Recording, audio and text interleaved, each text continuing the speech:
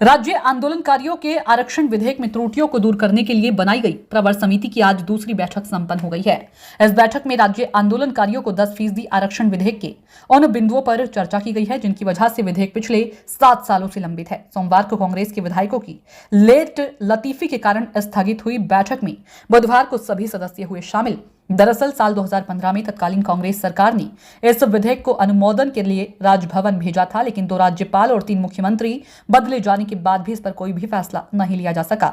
लेकिन हाल ही में राजभवन से त्रुटियों के कारण वापस आने के बाद इस विधेयक को एक बार फिर धामी सरकार मानसून सत्र विधानसभा की प्रबल समिति को विधायक सौंपकर राज्य आंदोलनकारी को 10% क्षैतिज आरक्षण जल्द देने का भरोसा दिया है। दूसरी बैठक के बाद समिति के अध्यक्ष प्रेमचंद अग्रवाल ने कहा कि बैठक में विधायक के सभी बिंदुओं पर विस्तार से चर्चा की गई है। सभी सदस्यों ने अपने अपने सुझाव दिए हैं जिन्हें ड्राफ्ट में शामिल करने के बाद जल्द ड्राफ्ट को अंतिम रूप देकर तैयार कर लिया जाएगा। वहीं विपक्ष ने भी साफ कर दिया है कि राज्य आंदोलनकारी के आरक्षण के मामले में सत्ता पक्ष और विपक्ष दोनों की एक राय है। कांग्रेस विधायक और समिति के सदस्य भुवन कापड़ी ने आज जो बैठक हुई उसमें समिति ने 95% ड्राफ्ट तैयार कर लिया है, जबकि किसी तरह की कोई तकनीकी खामियां विधेयक में ना हो इसके लिए एक और बैठक निर्धारित की गई है जो जल्द ही आयोजित की जाएगी।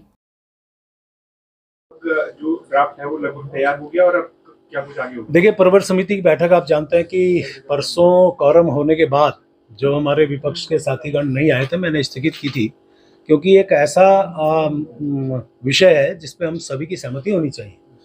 और आज बैठक में हमने सबने बैठ के सारे बिंदुओं पर बहुत विस्तार से हमने चर्चा की है।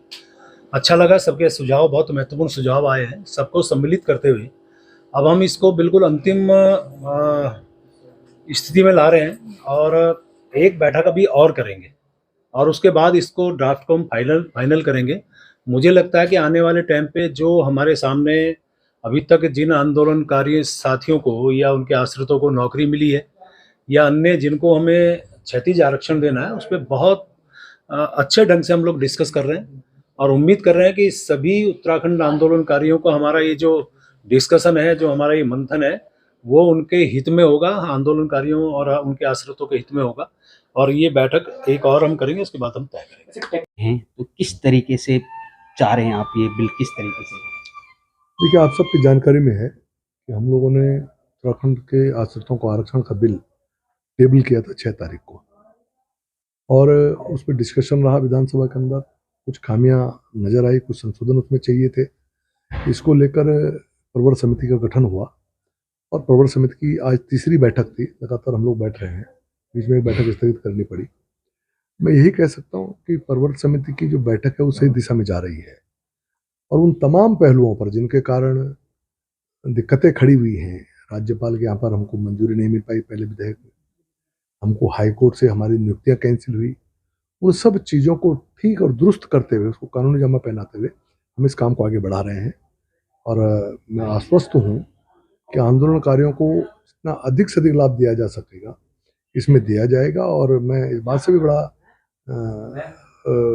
मैं संतोष मुझे है कि इतना गंभीरता से कभी भी आंदोलनकारियों के विषय को लेकर चर्चा नहीं हुई है जितनी गंभीरता से सरकार दिखा रही है। तो मेरा ये मानना है कि सरकार में कुछ बड़े निर्णय होने जा रहे हैं जिसका लाभ आंदोलनकारी परिवारों को मिलेगा। ये आंदोलनकारी को उनको सिर्फ जो आंदोलन में रहे, राज्य आंदोलनकारियों को 10% और उनके आश्रितों को 10% आरक्षण पर वही विषय है, उसी पे बात हुई कि हम कैसे इसको लागू कर सकते हैं कि जो पूर्व में लोग लगे हैं उनको भी न्याय हो, जो लोग एग्ज़ाम निकाल चुके थे और उनको उसके बाद नियुक्ति नहीं मिली उनको उनके साथ भी न्याय हो, जो आश्रित हैं उनके साथ भी न्याय हो, जो खुद आंदोलनकारी हैं और उनकी उम्र जो है बढ़ गई है उनके साथ भी न्याय हो। तो सारे बिंदु इस पर चर्चा हुई है और कुछ तकनीकी विषय हैं जिसके लिए एक मीटिंग और रखी है, क्योंकि हम लोग ये चाहते हैं कि जब हम इसको कानून बनाकर भेजें तो ये